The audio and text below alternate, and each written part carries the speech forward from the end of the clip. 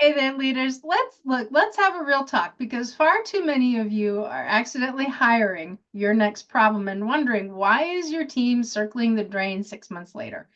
And it's not because the talent pool is weak. It's because most of you were really never trained properly to screen for behavior. You were told to look for an experienced, polished resume, and look for maybe some few buzzwords like team player and self-starter. But here's the kicker. Toxic employees, they don't become toxic after you hire them. They carry all of those traits with them right when they start interviewing with you. They just now finally have an audience. And if you're in a small business, like half of the business leaders are in this country, you probably wear 5 hats. You have zero time to deal with drama, right? And it's not something that you were taught to spot. So let's fix this now. Here's what you really need to be looking for when you're reviewing resumes, you're interviewing candidates, and making those crucial hiring decisions. This isn't theory. This is what is actually protecting your culture. So the first trait I want to talk about and bring forward for you is what's called a strong work ethic. Okay. We all know we want it. We have some sense of what it is, but few leaders actually know how to spot it, right? You're not looking for somebody who says that they're working hard or they're a hard worker, right? You're looking for somebody who finishes what they start and they do it well and they do it without having the need to be sat on or you have to babysit them. All right, so here's what you ask them. What project you took from start to finish on your own? What was that project that you took from start to finish on your own? Here's another question. How do you stay focused when you're juggling multiple priorities? Right? Now, these should be a conversation. This shouldn't be question, answer, question, answer, question, answer. Have a real conversation with about them. Ask them to tell you more about what the answer was that they just provided you. Like dig into it a little bit deeper. Now, here's something else. I'm going to give you a red flag. I'm going to tell you what to watch out for. You ready? If they speak in vague generalities or they hide behind the team, and I'm using quotes a lot, right? Guess what? They'll do the same thing when something goes sideways. How do I know that? Because behavior is predictable. And if you've been following me, you hear me say that quite a bit. So here's a second trait, right? Entrepreneurial mindset. They have to have an entrepreneurial mindset in order to be an intrapreneur, right? This isn't about owning business. It's about owning their results. Let me say that again. It's not about owning a business. It's about owning their own individual results. You want somebody who figures it out. You don't need somebody who constantly needs permission to solve problems or permission to improve processes. Yes, you may need to grant them authority to do something like that, but you don't want them to always have permission, right? So here's the question. Tell me about a time you fixed something that wasn't working. That's a good question to ask. Here's another one. What's something you improved without being asked, right? So I'm going to give you another red flag on this one. If they default to, well, that wasn't my job, or I wasn't allowed to, basically what you're looking at is a future excuse factory. All they're going to do is lean on the default, and that is coming up with all sorts of excuses so that they can skate by under the radar long enough until they run into a brick wall, and that brick wall is you not tolerating them, and your blood pressure is up here, your tolerance is out the window, and you just want this to be done and over with. Okay. The next trait number 3, curiosity and continuous learning. If they are not learning, they are becoming obsolete, and so is your business. Business is constantly evolving, and your talent needs to evolve as well. If they have no desire to do so, not a good place to be, right? The face says it all, right? So look for signs that they're invested in growing. Ask, what's the last thing you taught yourself outside of work? Now, it doesn't have to pertain to work. What you're looking for here is the desire to learn. They could be like one of the top ranking gamers in the country, getting all sorts of passive income in their account, and that's their retirement. So what? They're out there looking and learning on how to do something. You want to capitalize on that, right? LEAD stands for Leverage Employee Assets Daily. Here's another one. What are you reading or listening to right now to improve your skills? Now, here's the red flag.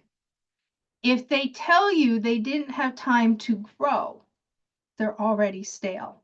And they'll resist every improvement you try to implement.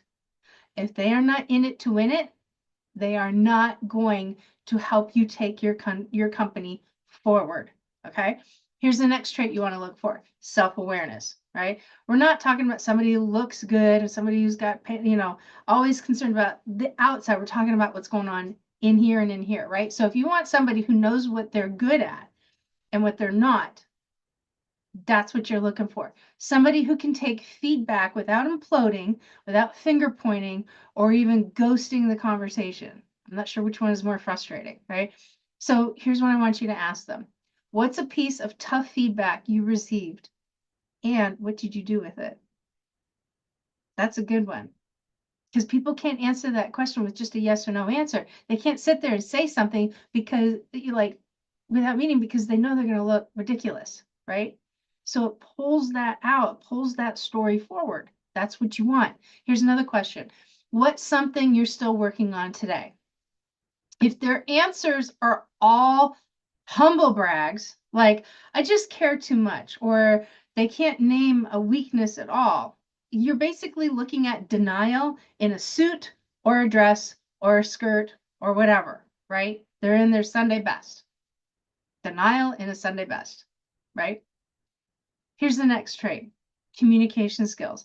If they look, here's the thing, they don't just need to talk, right? They need to connect. Poor communicators create confusion, they create chaos, and they create conflict. I cannot begin to tell you how much time I have to decode everybody that I'm working with because they are not communicating to me directly the things that I need in order to take the business forward, right? So I invest in that. That's what you want. You want people to make sure that if they don't hear something right, they're just not making an assumption. Okay. So here's what I want you to do. I want you to ask them these questions. Give me an example of a time you had to explain something complicated to somebody who was not familiar with the subject. That is difficult to do because they're going to do one or two things. They're already going to, right? They're just going to go on and ramble, or they're going to be able to articulate and help that person understand everything and break it down into terms that they can digest to catch up. Okay. How do you make sure your message is received the way you intended? Awesome question. And you'll be surprised at some answers that you get on this one, right? So here's the red flag. If they ramble, if they talk in circles, or need 5 minutes to answer a yes or no question, you're going to be untangling that mess in every team meeting, after every email, every one-on-one, and every time something blows up, you're going to always have to go back to that, right? There's always going to be a source of poor communication if you're not bringing in the right person, right? Here's another trait. Trait number 6, leadership without the title. Ooh, that's a good one. All right. That's what you're looking for. You're not looking for someone who needs a promotion to take ownership. You want someone who leads from wherever they're standing. And that doesn't always mean that they have the authority to do, they just influence everybody, right? So here's a question that you can ask. Tell me about a time you took initiative or influenced a decision without formal authority.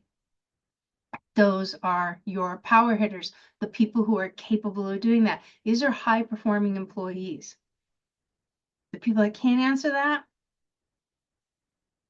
toxic, toxic, toxic, or just really super steady eddies, and we all need our steady eddies, right?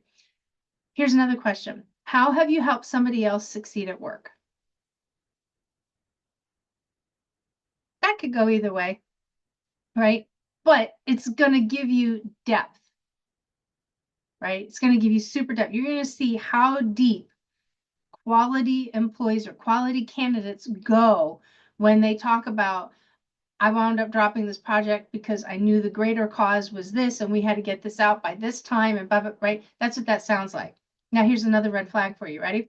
If every story is I stayed out of it or I just followed orders, this is not somebody who's going to drive your team forward, and they're not going to be your steady eddies either. Your steady eddies and your power hitters, they all understand the expectations. They know the assignment and they live up to it. It's the people that are going to wash out that say those types of answers. All right, here's the next one. You want somebody who's going to be conscientious and reliable. These is the 7 traits. All right, this is the last one I think I'm going through here. This is where most hiring managers will, believe it or not, drop the ball, and I say that with a lot of love. All right, they assume showing up on time is enough, but conscientious people care about how they show up and what they deliver and how their work actually affects somebody else, right? So to look for it in how they show up as part of the interview, are they early? Have they done their homework about the company or even about you, right? Do they even follow up with you afterwards? Every person that has displayed this in my world, I've gotten a handwritten note mailed to me, or I've gotten an email following up saying, thank you so much for the opportunity to talk to me. People have gone onto LinkedIn and they've researched my profile. They understand the company and they have questions about my experience in the corporation, right? So here's a red flag. If they're late, if they're unprepared, if they're extremely vague, or if they flake out, right? Imagine what you're going to deal with when they get comfortable. That's them putting their best foot forward in an interview. Imagine what happens when they start chilling out, right?